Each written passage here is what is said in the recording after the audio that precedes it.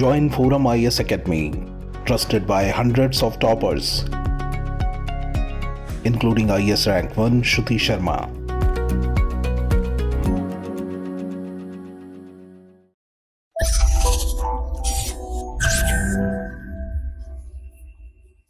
Hello everyone, welcome back to daily current affairs quiz by Forum IAS. Daily हम prelims के से related जो 5 important current affairs के topics होते हैं उनको हम एमसीक्यू के फॉर्म में डिस्कस करते हैं। तो पहला एमसीक्यू है, with reference to the high seas consider the following statements. Statement 1, the high seas account for more than 60% of the world's ocean area and cover about half of the earth surface. Statement 2, they are not included in the territorial waters और the internal waters of a country. Statement 3, the members of United Nations are responsible for the management and protection of resources on the high seas. तो high seize क्या होता है? देखें, अगर India का ये map है, ये पेनिनसुलर इंडिया है, तो इंडिया के कोस्ट से जो 200 नॉटिकल माइल्स का डिस्टेंस आप ले लें, इसको बोला जाएगा एक्सक्लूसिव इकोनॉमिक जोन। इसमें जो इकोनॉमिक रिसोर्सेस है उस पर इंडिया का राइट है। उसके बाद का जो एरिया है वो हाई सीज कहलाएगा। ठीक है, तो high seas account for more than 60% of the world's ocean area. Factually ये स्टेटमेंट करेक्ट है। And cover about half of the earth surface, about half of the earth surface, तो approximately 43 to 43% ये cover करता है अर्थ का surface. तो पहला statement correct है। Second statement, they are not included in the territorial waters और the internal waters of a country. जैसे मैंने आपको बताया कि टेरिटोरियल वाटर्स एक होता है, फिर उसके बाद एक्सक्लूसिव इकोनॉमिक जोन्स होता है, उसके बाद होता है हाई सीज। सेकंड स्टेटमेंट भी करेक्ट है। Statement 3, the members of the United Nations are responsible for the management and protection of resources on the high seas. ये स्टेटमेंट गलत है। किसी भी यूनाइटेड नेशन के मेंबर की रिस्पॉन्सिबिलिटी नहीं है हाई सीज में जो भी रिसोर्सेज हैं उनको प्रोटेक्ट करना। इसीलिए अभी एक हाई सीज ट्रीटी कंक्लूड हुआ है और उसी के कॉन्टेक्स्ट में ये क्वेश्चन बना है। हाई सीज ट्रीटी कंक्लूड हुआ है अंडर अनक्लॉज। ठीक है, तो इसमें क्या है कि इस ट्रीटी में कि जो भी हाई सीज एरिया में जो रिसोर्सेस हैं उनका सस्टेनेबल वे में एक्सप्लॉयटेशन हो, उनका कंजर्वेशन हो, और जो भी रिसोर्सेस से बेनिफिट हो रहा है उसका इक्विटेबल शेयरिंग हो। तो जो थर्ड स्टेटमेंट है ये गलत है। पहला और दूसरा स्टेटमेंट करेक्ट है। करेक्ट ऑप्शन होगा हमारा A, 1 and 2 only. Coming to question number 2, which of the following statement is incorrect regarding marine protected areas? तो जो हाई सीज ट्रीटी कंक्लूड हुआ है इसमें मरीन प्रोटेक्टेड एरियाज भी बनाने की बात की गई है। अगेन ये दूसरा क्वेश्चन भी इसी कॉन्टेक्स्ट में है। तो इसमें बात की गई है मरीन प्रोटेक्टेड एरियाज की।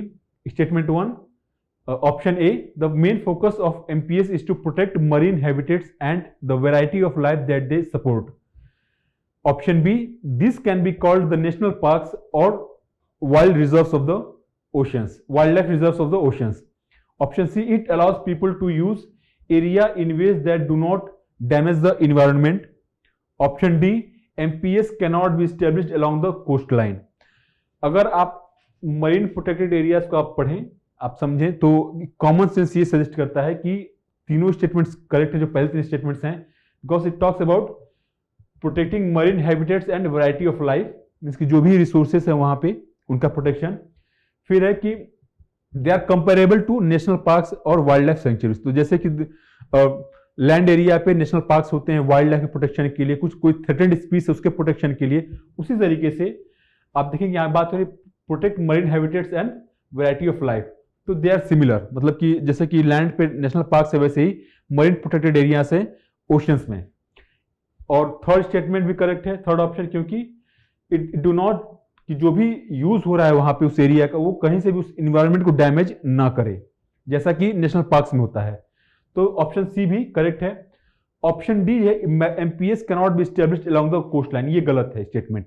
क्यों? क्योंकि आप देखेंगे कि जो इंडिया का जो गुजरात कच्छ का रीजन है यहाँ पे भी मरीन प्रोटेक्टेड एरिया है, उड़ीसा का कोस्ट लाइन है यहाँ पर मरीन प्रोटेक्टेड एरिया है। तो इंडिया में कई सारे मरीन प्रोटेक्टेड एरिया हैं, अंडमान निकोबार में भी है इनफैक्ट। तो यहां पे बात की गई which is incorrect. Incorrect statement D वाला है, ऑप्शन डी जो यहां पे करेक्ट होगा। Question number 3, with reference to Candida auris consider the following statements. It is a multi drug resistance fungus, it is not a threat to healthy people, and it spreads through aerosols. तो जो Candida orris है, इसको हाल फिलहाल में भी पाया गया है, ये एक मल्टी ड्रग रेजिस्टेंस फंगस है और ये जो हेल्दी पीपल को नहीं होता है, जो लोग बीमार हैं या फिर जो लोग लंबे समय तक हॉस्पिटल्स में रहे हैं या फिर पेशेंट्स के साथ या फिर खुद पेशेंट जो लंबे समय तक रहे हैं, वो लोग ज्यादा वल्नरेबल हैं इस फंगस को लेके। और ये एरोसोल से नहीं फैलता है। तो ये फैक्चुअल स्टेटमेंट अगर आप जानते होंगे तो आप इसको सॉल्व कर पाएंगे। तो करेक्ट स्टेटमेंट पहला है, दूसरा है और ऑप्शन ए हमारा करेक्ट होगा, 1 and 2 only. Question number 4, which of the following ministry has launched call before you dig app? Call before you dig app. Option A ministry of agriculture, option D ministry of textiles, option C ministry of communications, option D ministry of housing and urban affairs. देखिए, call before you dig जो app है, ये इसके लिए develop किया गया है कि जो भी देखिए जो रोड के साइड में ऑप्टिकल फाइबर वगैरह का पाइप लाइन पड़ा होता है, तो कई बार क्या होता है कि लोग कंस्ट्रक्शन पर्पज से यहाँ पे जमीन को खोदते हैं, एक्सकेवेशन करते हैं, उसकी वजह से होता क्या है कि जो ऑप्टिकल फाइबर्स हैं वो डैमेज हो जाते हैं। और इंडिया में इस तरह के जो कह सकते हैं कि अनइंटेंशनल एक्सकेवेशन के चलते जो लॉस है वो ऑलमोस्ट 3000 करोड़ का है। तो गवर्नमेंट ने सोचा कि क्यों ना कि जो लोग कॉन्ट्रैक्टर्स हैं, जो लोग रोड के साइड रहते हैं, उनको अवेयर किया जाए कि जब भी वो खुदाई करें तो उससे पहले कांटेक्ट करें। तो बेसिकली जो भी एक्सकेवेटर्स हैं, कॉन्ट्रैक्टर्स हैं, उनसे कांटेक्ट करने का इसमें इंतजाम किया गया है। तो ये जो ऐप है ये मिनिस्ट्री ऑफ कम्युनिकेशंस का है। जो भी कम्युनिकेशन लाइंस बिछाई गई हैं उनके ऊपर की जो जमीन है उसको एक्सकेवेट करने से पहले इस ऐप के थ्रू उनसे एसएमएस और ईमेल के थ्रू कांटेक्ट किया जाए। तो करेक्ट ऑप्शन होगा C, ministry of communications. Question number 5, Tsushima state lies between, ये एक मैप बेस्ड क्वेश्चन है। Tsushima state, option A Italy and Albania, option B Indonesia and Malaysia, option C Philippines and Vietnam, option D Korea and Japan. तो अगर आपने पढ़ा होगा तो ये जो सुशिमा स्टेट है ये कोरिया और जापान के बीच में है। सुशिमा अगर नाम आप समझते हो, जापानीज नाम के बारे में कुछ आपको जानकारी हो तो आप समझ जाएंगे कि जापान से रिलेटेड है। तो ऑप्शन डी यहाँ पे करेक्ट होगा, Korea and Japan. Thank you very much.